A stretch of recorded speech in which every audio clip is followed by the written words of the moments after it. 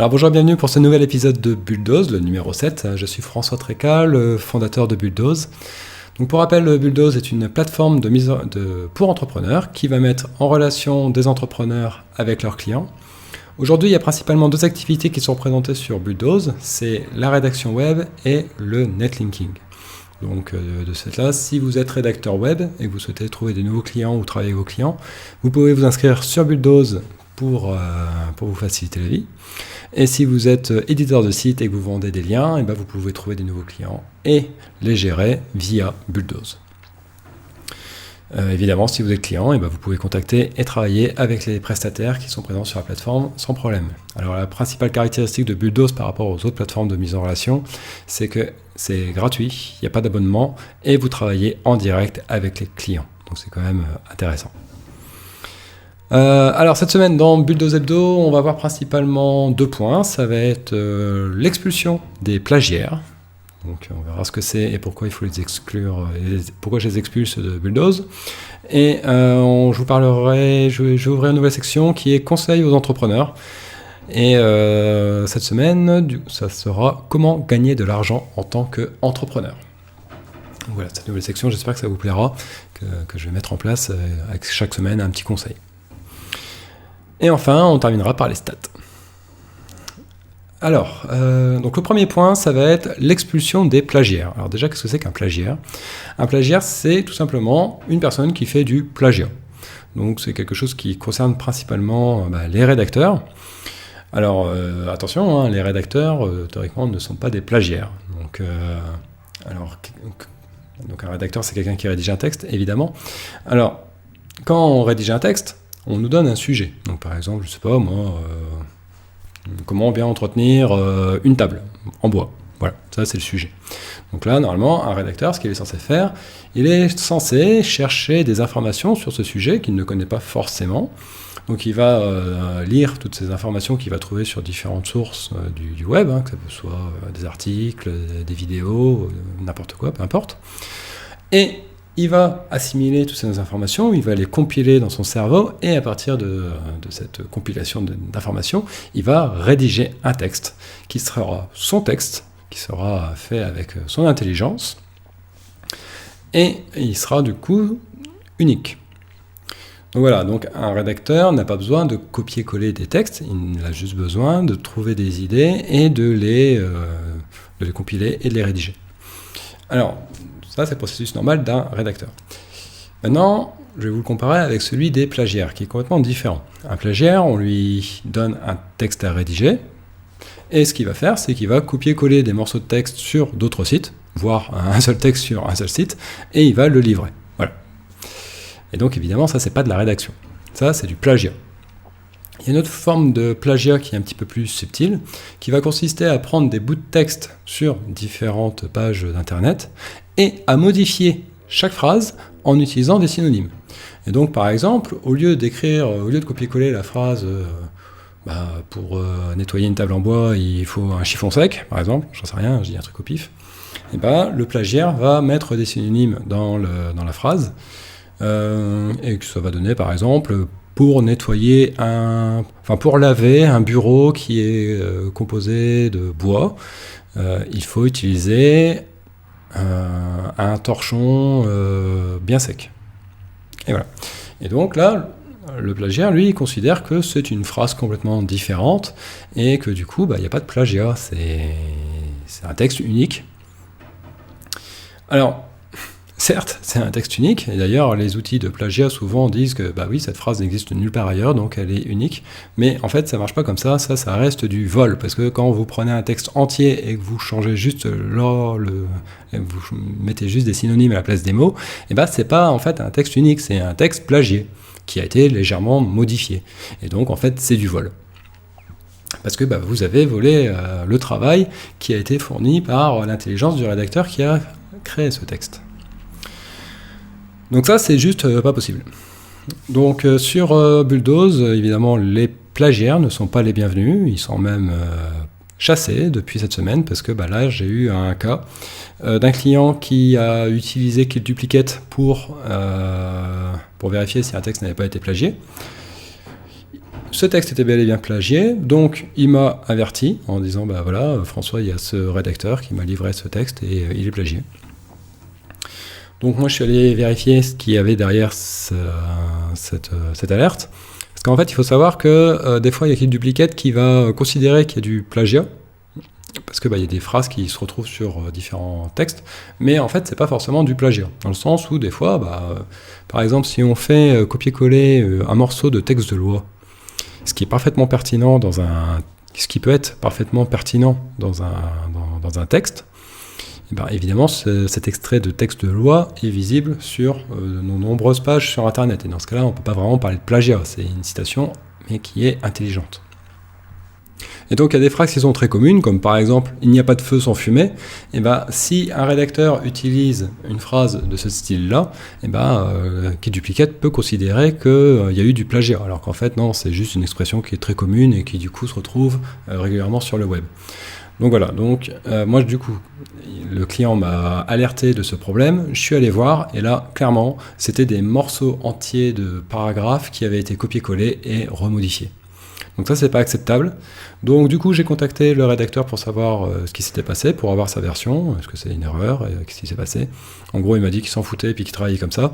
Donc moi, je lui ai dit que je le virais. Donc il n'a plus accès à la plateforme.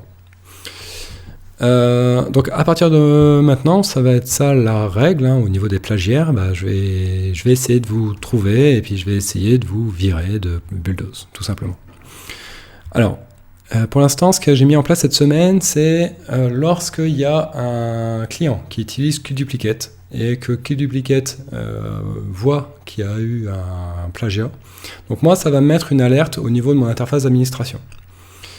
Du coup, je vais aller vérifier ce qui se passe et si c'est bel et bien un plagiat, j'expulserai le plagiat.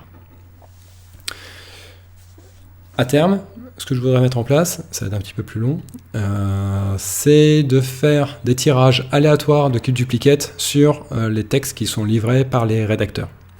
Donc voilà, de temps en temps, il y aura un test KillDuplicate, donc là, du coup, c'est moi qui vais le prendre en charge, c'est moi qui vais le payer. Et si je constate que qu'il y a du plagiat, vous serez viré. Donc déjà, les nouveaux rédacteurs, soyez certains que vous serez surveillés très finement. Le premier texte, en gros, systématiquement, il va être testé.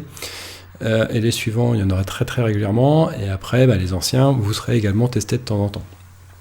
Donc ces tests aléatoires plus les tests des clients devraient me donner une information suffisante pour pouvoir éliminer régulièrement des plagiats. Le but, ça reste toujours le même. Je veux que sur Bulldoze, les membres qui sont actifs soient le plus sécurisés possible. C'est-à-dire qu'ils se disent, tiens, si je travaille avec un rédacteur qui est sur Bulldoze, a priori, j'aurai pas de problème. Attention, je répète, je ne peux pas tout faire. Mais au moins que vous ayez un maximum de sécurité. Donc si vous repérez des problèmes avec de comportement ou de plagiat ou d'arnaque, tout ça sur Bulldoze, n'hésitez pas à m'en parler. C'est important. Moi j'ai besoin de vous pour progresser et pour continuer à profiler les différents types d'utilisateurs et pouvoir dégager ceux qui sont néfastes pour la communauté. Donc voilà, donc n'hésitez pas à m'en parler quand vous avez des problèmes, je suis là pour ça. Alors, donc deuxième partie, un petit conseil pour entrepreneurs. Alors, aujourd'hui, je vais vous expliquer comment moi je fais pour gagner de l'argent en tant qu'entrepreneur, quelle est ma vision de la chose. Alors, il faut savoir que déjà, un entrepreneur ne gagne pas d'argent. L'argent, il ne tombe pas du ciel comme ça. Un entrepreneur, on lui donne de l'argent en échange d'une valeur. Donc une valeur, ça peut être soit un service, un produit, etc. Quelque chose qui a de la valeur pour le client. Il y a quelque chose qui est important, c'est que on ne vous donnera pas de l'argent si on ne vous fait pas confiance. Et s'il n'y a pas la confiance, on ne donne pas l'argent. Ça, c'est une base importante. Pour avoir la confiance, il faut au moins avoir été vu. Pour être vu, il faut être visible. Et pour être visible, il faut communiquer. Donc voilà, donc ça c'est un enchaînement qui est important. Pour recevoir de l'argent de la part des gens, il faut avoir leur confiance. Pour avoir la confiance, il faut être vu. Pour être vu, il faut être visible. Et pour être visible, il faut communiquer. Une fois que vous avez ce schéma-là en tête, déjà c'est un petit peu plus facile de faire des ventes. Alors, souvent, sur Bulldoze, il y a des entrepreneurs qui me demandent « mais comment je fais pour gagner de l'argent ? J'ai pas de commande ». En fait, ce qu'il faut bien comprendre sur Bulldoze, c'est que la façon dont eux l'utilisent, en fait, ils vont juste remplir leur fiche profil, parfois de façon très médiocre, et ils vont attendre. Mais en fait, si vous faites ça, vous avez qu'une toute petite partie du processus. Vous avez la partie être visible. Vous n'êtes même pas sûr d'être vu. Mais il vous manque encore la partie communiquer et la partie avoir la confiance. Et en fait, c'est un petit peu encore le parti communiquer. À la limite, on pourrait se dire, bon, j'ai juste ma fiche, elle est visible, c'est bon, mais vous n'aurez pas la confiance. Donc là, déjà, une première chose à faire, c'est de faire en sorte que votre fiche profil, elle donne vraiment confiance, c'est-à-dire qu'elle montre votre expertise. Les gens, ils cherchent pas seulement un rédacteur, ils cherchent le meilleur rédacteur. Alors le meilleur rédacteur pour répondre à leurs besoins. Donc tout le monde n'a pas besoin d'un expert en crypto-monnaie pour rédiger des textes. Des fois, les gens ont simplement besoin d'un rédacteur généraliste qui est pas cher. Mais en tout cas, pour répondre aux besoins du client à ce moment-là, il faut que vous arriviez à convaincre à travers votre fiche profil que vous êtes le meilleur, pour lui donner confiance, pour qu'il ait envie d'acheter chez vous. Donc ça, déjà, c'est important d'essayer de gagner la confiance via une bonne fiche profil. Donc travaillez bien votre fiche profil pour qu'elle donne confiance aux gens. Et après, il y a la partie communiquer. Donc sur Bulldoze, vous ne pouvez pas vraiment communiquer avec les clients, à moins de payer un communiqué, justement.